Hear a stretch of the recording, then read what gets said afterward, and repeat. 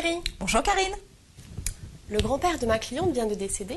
Il avait un fils unique auquel il avait consenti des donations en avancement de part successorale, mais ce fils est lui-même décédé, laissant pour lui succéder ma cliente et sa sœur.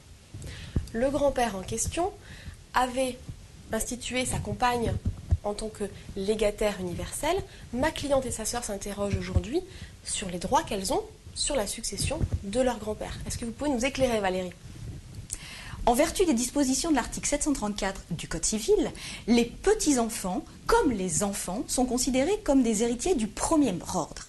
Donc, en l'absence de leurs parents, les petits-enfants ont vocation à hériter. Par ailleurs, les petits-enfants, dans votre cas, donc votre cliente et sa sœur, vont également avoir la qualité d'héritiers réservataires, tout simplement puisqu'elles tiennent la place de leur père prédécédé qui lui-même avait cette qualité. Alors, pour autant, va-t-on considérer, dans votre cas, que les petites filles viennent en représentation de leur père prédécédé ? Pour répondre à cette question, il suffit de rappeler l'objectif de la représentation, qui est effectivement d'assurer une équité entre les différentes branches. Or, dans votre cas, pas de risque d'inéquité entre les différentes branches, puisque par définition, nous n'avions qu'un fils qui est prédécédé. Les petites filles ne vont donc pas venir en représentation de leur père prédécédé, puisque dans ce cas-là, la représentation ne joue pas. Elles vont être appelées à la succession de leur grand-père, de leur propre chef. Et dans leur situation, vous allez voir que c'est même plutôt avantageux. Pourquoi ? Parce que, effectivement, venant à la succession de ce grand-père de leur propre chef, les donations qui auront été consenties à leur père précédemment viendront s'imputer sur la quotité disponible et non pas sur leur part de réserve. Alors que si elles étaient venues en représentation de leur père, dans ce cas-là, les donations qui étaient consenties à celui-ci seraient venues s'imputer sur la part de réserve, venant diminuer d'autant la part leur revenant. Il n'y a donc pas de représentation en matière civile, mais alors qu'en est-il en matière fiscale, Valérie ?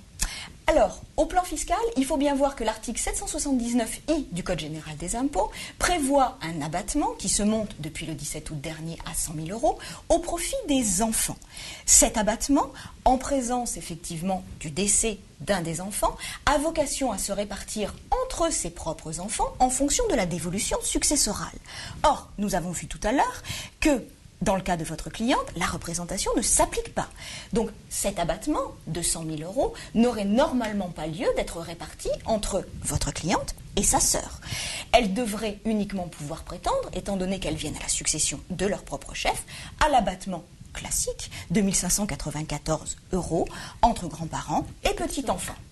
Par contre, dans un souci d'équité au niveau des successions qui comportent plusieurs souche, l'administration fiscale accepte que dans un cas comme celui de votre cliente, les petits-enfants puissent tout de même bénéficier de l'abattement qui normalement reviendrait à leurs parents prédécédés, c'est-à-dire qu'au plan fiscal, dans votre cas, votre cliente et sa sœur vont bien pouvoir se répartir l'abattement de 100 000 €, donc 50 000 € chacune.